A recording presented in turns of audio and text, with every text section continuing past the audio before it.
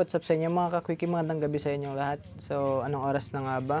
8:18. Ngayong gabi kasi itutuloy natin yung binakas nating Click 125 nung nakaraan na nag-overheat. Dumating na yung pyesa natin. Ayan na guys yung mga pyesa natin. Ito na yung bagong block. Valve seal, tapos piston pin, piston lock, piston ring, gasket. So, ayan yung ikakabit natin ngayon dito. So guys, mag-start na tayo dito sa head. So, ilagay natin tong valve seal guys. Ayan. Next is valves, intake tsaka exhaust. Ito guys, valve spring. Next naman natin guys itong cams. So higpitan natin to guys, tama higpit lang para hindi malus thread. Dito naman tayo ngayon sa may piston. Ito yung mauna, yung hindi matalim, ito yung ano niya, sa compression. So lagi mauna guys, mula sa taas itong walang talim. Tapos pangalawa itong mas matalim.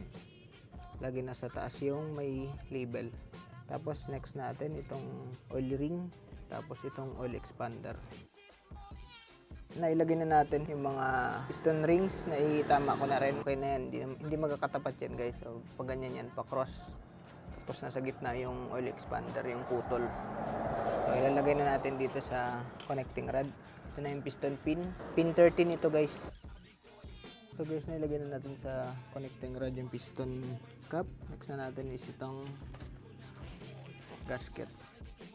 Guys, huwag nyo kakalimutan yung dalawang dowel dito.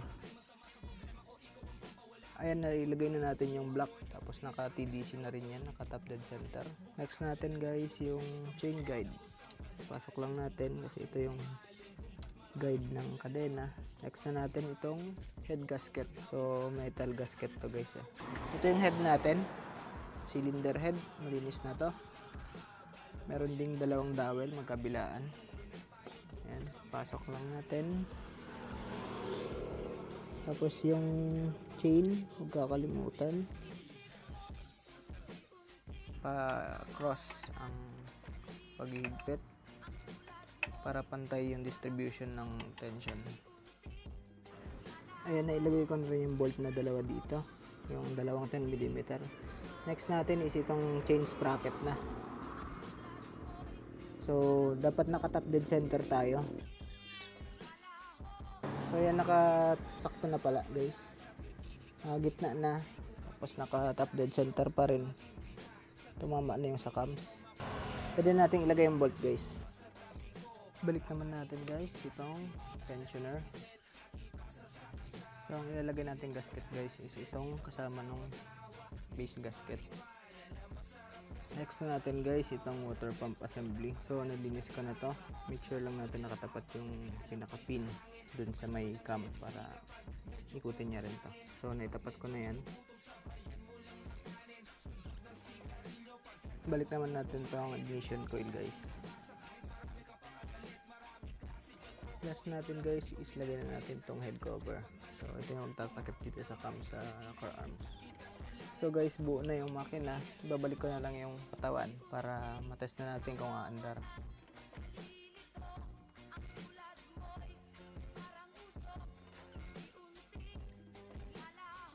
So yun guys, naibalik ko na yung mga pyesa. So ito, lalagyan na lang ng coolant. Tapos may langis pa naman siya kasi bago pa yung langis ito, pero i-drain din natin mamaya. Pan-drain lang saglit. So first start. Try natin kung haandar. Ayan, on na yan. So naka-stand. Try.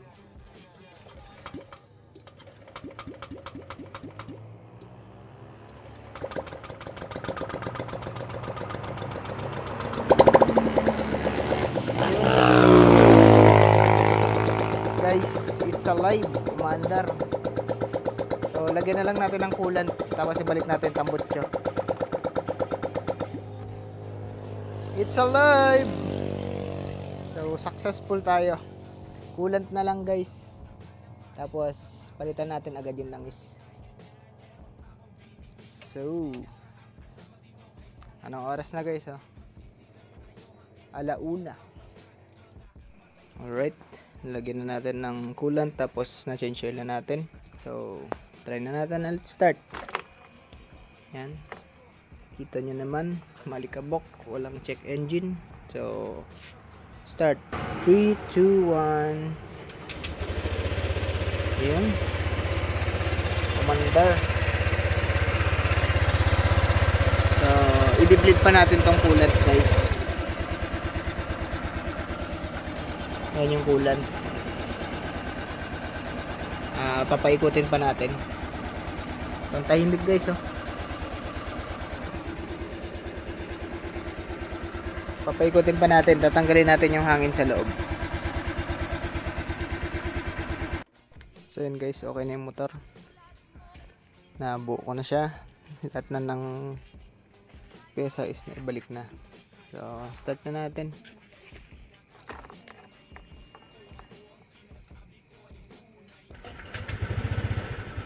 Yun. Solid. So, break in na lang to guys.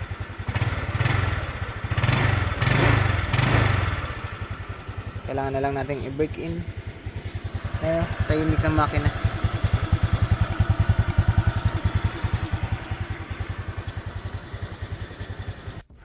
All goods na guys. So, yun lang yung video natin. Sana may natutunan kayo. Ride safe.